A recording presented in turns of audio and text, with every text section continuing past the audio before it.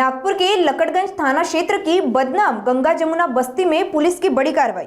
देह व्यापार के अड्डे पर छापा मारते हुए 2 आरोपियों को गिरफ्तार किया गया, जबकि पैसों का लालच देकर राजस्थान से लाई गई एक नाबालिग लड़की को पुलिस ने सुरक्षित छुड़ाया है। गोपनीय सूचना के आधार पर की गई इस कार्रवाई में पुलिस ने पूरे रैकेट को बेनकाब कर दिया है। पीड़िता को सुधार गृह के अधीन किया गया है। वहीं आरोपियों पर पॉक्सो और देह व्यापार के तहत मामला दर्ज कर जांच तेज कर दी गई है।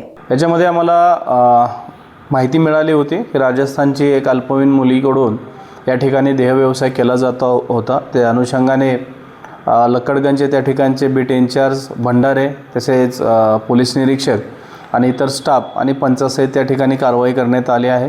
त्या ठिकाणी आम्हाला एक अल्पवयीन मुलगी त्या ठिकाणून आम्ही तिची मुक्तता करण्यात आली आहे और त्याच्या अनुषंगाने 4 लोकांवरती आम्ही त्या ठिकाणी गुन्हा दाखल केलेला आहे।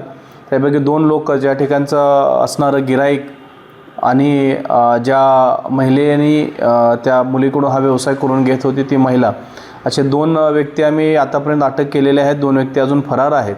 त्याच्या अनुषंगाने आमचा तपास सुरू असून पुढील कारवाई करण्यात येईल। याच्यामध्ये पिटा अंतर्गत आणि पॉक्सो अंतर्गत गुन्हे दाखल करण्यात आलेले आहेत।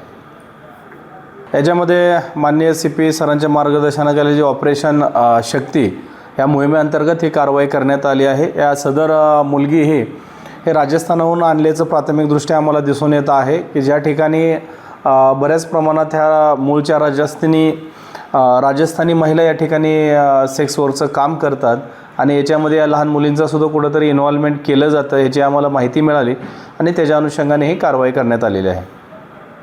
हेच आव्हान करेल की अशा ठिकाणी जर कोणी लहान मुलींकडून हा व्यवसाय करण्यात आल्याचं कोणास निदर्शनास आलं तर निश्चितच आम्हाला त्याबद्दल माहिती द्यावी।